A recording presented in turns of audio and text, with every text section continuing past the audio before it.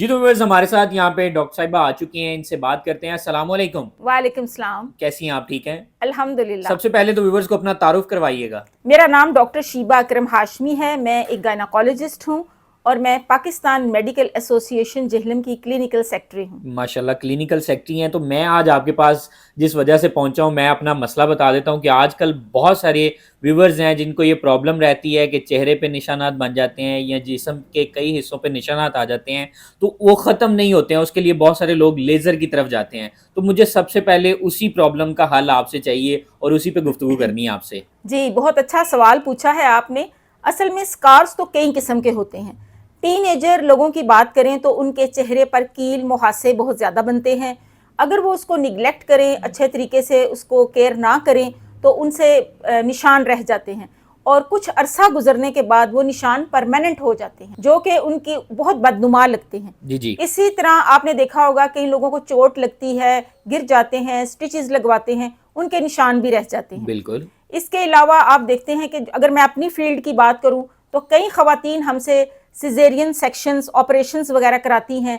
उसके बाद स्किन पे जो स्टिचेस लगते हैं, हालांकि हम उसमें बहुत एहतियात से भी काम लें, लेकिन सम टाइम्स वो निशान काफ़ी बुरे से बन जाते हैं। अच्छा। तो वो निशान भी मिटाना ज़रूरी है। लेकिन अगर 6 माह तक उसको आप निगलेक्ट करेंगे, आप उसकी केयर नहीं करेंगे, तो वो निशान जो हैं वो परमानेंट भी हो सकते हैं। ठीक है। अच्छा डॉक्टर साहब, मुझे ये बताइएगा, इसके बैकग्राउंड में आपने सबसे पहले ये ऑपरेशंस का तो बता दिया, ये है जो चेहरे वगैरह पे बन जाते हैं वो किस वजह से बनते हैं? देखिए, चेहरे पे जैसे मैंने पहले बात की थी एक्नी, यानी हम्म। कि कील मुहासे, जी इसके जी। अलावा चोट, इसके अलावा मुख्तलिफ दाने, इन्फेक्शंस के दाने, हम्म। उनकी वजह से निशान बनते हैं। हम्म। और इसके अलावा आप ये देखें कि जब कोई लोग बहुत मोटे होते हैं, जी जी। जैसे प्रेगनेंसी में एब्डोमेन उनका बहुत बड़ा हो जाता है या वैसे वो बहुत मोटे हो जाते हैं, उसके बाद वो अपने आप को रिड्यूस करते हैं, वज़न कम करते हैं, तो वो जो स्ट्रेच मार्क्स हैं, जी जी। सिल्वरी लाइंस, वो उनके पेट पे, थाइस पे और जिस्म के मुख्तलिफ हिस्सों पे आ सकती हैं। ठीक तो है। उनको भी कम किया जा सकता है, ख़त्म किया जा सकता उनको भी ख़त्म किया जा सकता है, तो है। उसको जी। ख़त्म कैसे किया जा सकता है? हम्म। यही तो आज मसले का हल है और इसी को बताएं हमें कि कैसे ख़त्म कर सकते हैं। जी, अब देखिए, कुछ इलाज ऐसे होते हैं जिनके नुकसानात भी बहुत ज़्यादा होते हैं। जी जी। फॉर एग्जाम्पल, इसके लिए आप कुछ लोग जो हैं वो लेज़र थेरेपीज़ की तरफ चले जाते हैं। हम्म। जब ये निशान बहुत, जैसे कि फॉर एग्जाम्पल सिजेरियन के निशानात इतने मोटे, इतने बड़े होते हैं, स्किन भद्दी मोटी होकर ऊपर आ जाती है, जी जी। उसको हम कहते हैं कीलॉइड्स बन गए हैं। हम्म। और वो निशान इतने गंदे और बुरे लगते हैं कि आप सोच नहीं सकते। तो पेशेंट को वो साइकोलॉजिकल ट्रॉमा की तरफ ले जाते हैं। हम्म। उसमें कई दफ़ा लेज़र किए जाता है, रेडिएशंस दी जाती हैं स्किन के स्कार्स वगैरह के लिए। मैं सिर्फ कीलॉइड्स की नहीं, टोटल ऑन द होल बात कर रही हूँ। ठीक है। कहीं पे लेज़र इस्तेमाल करते हैं, कहीं पे रेडिएशंस दी जाती हैं, मुख्तलिफ़ किस्म के इलाज किए जाते हैं, लेकिन उनका नुकसान भी है।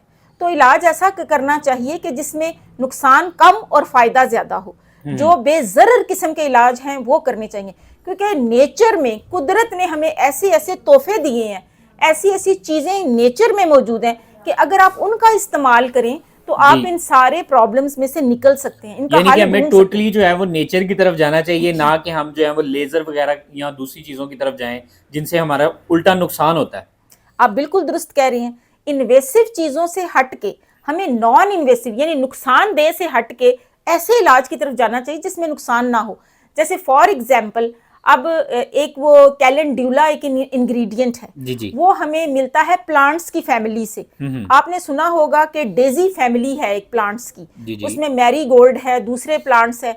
उसके अंदर से हम एक इंग्रेडिएंट, एक अज्जा निकालते हैं जिसे हम कहते हैं कैलेंड्यूला। आप ठीक है। कैलेंड्यूला ले सकते हैं, एलोवेरा ले सकते हैं, इसके अलावा आप सिलिकॉन ले सकते हैं, आप विटामिन ई का इस्तेमाल कर सकते हैं। ये सारे वो नेचुरल इंग्रेडिएंट्स हैं कि इनको अगर आप एक कॉम्बिनेशन फॉर्म में ले आएं और फिर आप इसको स्किन पे अप्लाई करें, तो आप अपने प्रॉब्लम में से तो बच जाएंगे, लेकिन आप बहुत सारे साइड इफेक्ट्स और नुकसानात से भी बच जाएंगे। तो जो व्यूवर्स देखने वाले हैं वो आपने तकरीबन 4 से 5 चीज़ों का मिक्सर तो बता दिया है कि जी। अगर वो इस्तेमाल करें तो वो बेहतर हो सकते हैं, हाँ जी। लेकिन उनको ये ढूंढना मुश्किल हो जाएगा कि मिलेगा कहाँ से और कैसे मिलेगा। जी, आज आप तशरीफ़ लाए हैं तो आपकी वसातत से, आपके रेफरेंस से मैं उनके साथ ये शेयर करूंगी कि अभी मार्केट में एक जेल आया है ईवा स्कार के नाम से। ठीक ईवा है। स्कार जेल, ये बिल्कुल ट्रांसपेरेंट जेल है। कभी आपने एलोवेरा जेल देखा हो तो आपको अंदाज़ा होगा, जस्ट लाइक दैट। ये बहुत ही स्मूथ है, नॉन ग्रीजी है और इसको अप्लाई करना इंतहाई आसान है। और इसके अंदर ये सारे इंग्रेडिएंट्स जो कि नेचुरल हैं, जैसे कि विटामिन ई, एंटीऑक्सीडेंट हो गया, सिलिकॉन हो गया, इसके अलावा कैलेंड्यूला हो गया और ये जो अपना एलोवेरा है, ये सारा कॉम्बिनेशन इसके अंदर मौजूद है और ठीक है। इसको लगाना भी इंतहाई आसान है। ये सारी चीजें इसके अंदर मौजूद होंगी और ये मुकम्मल उसी तरह से वर्क करेंगी कि बंदे को दूसरे ऑपरेशंस की तरफ ना जाना पड़े। हाँ, उनके निशानात को खत्म कर देगा ये निशानात चेहरे के ऊपर निशानात, जिल्द के ऊपर निशानात, ये सारे वो गंदे दाग धब्बे, पेट के निशानात, थाइस के निशानात, अगर आप ये लगाएंगे जेल उसके ऊपर तो आपको कम से कम, जाहिर है ओवरनाइट तो कुछ भी नहीं होता, जी जी 3 से 6 माह आप लगाएंगे। ठीक पहली है। कोशिश आपकी ये होनी चाहिए कि निशानों को ज्यादा पुराना ना होने दें। विद इन 6 मंथ्स आप ट्रीटमेंट स्टार्ट करें। 6 माह के जब ये निशान आपकी बॉडी पे पड़ा है ना, तो 6 माह के अंदर अंदर आप अपना ट्रीटमेंट स्टार्ट कर दें और 3 से 6 माह तक आप इसको लगाएं। तो आप ये देखेंगे कि आपकी स्किन बिल्कुल स्मूथ, स्कारलेस और ब्यूटीफुल, शाइनिंग, ट्रांसपेरेंट और बिल्कुल ऐसे ग्लोइंग स्किन आपकी हो जाएगी। अच्छा, अभी जो आप हमें प्रोडक्ट बता रही हैं, मुझे ये बताएं, ये कुछ पेशेंट्स को आपने इस्तेमाल करवाई, कोई बेनिफिट आपने देखे इसके? जी हाँ, बिल्कुल, क्योंकि एक नेचुरल प्रोडक्ट है और इसमें वो सारी चीज़ें, अगर मैं आपको सिलिकॉन के बारे में बताऊं तो सिलिकॉन इंतहाई स्लिपरी और बहुत ही ज़्यादा स्मूथ होता है। और जब ये इस जेल के अंदर है, जब ये जेल आप अपनी स्किन पे लगाते हैं तो ये उसके ऊपर एक प्रोटेक्टिव लेयर बना देता है, एक लेयर, एक तह बना देता है और उस तह के नीचे स्किन का सारा मॉइस्चर जो है ना, स्किन की नमी लॉक हो जाती है उसके नीचे और जो स्किन का कोलेजन फाइबर है उसकी सिंथेसिस बड़ी स्मूथली होना शुरू हो जाती है, तो वो फिर स्कार को भर देती है। इसी तरह एलोवेरा जेल अपना रोल प्ले करता है, vitamin E as an antioxidant अपना रोल प्ले करता है।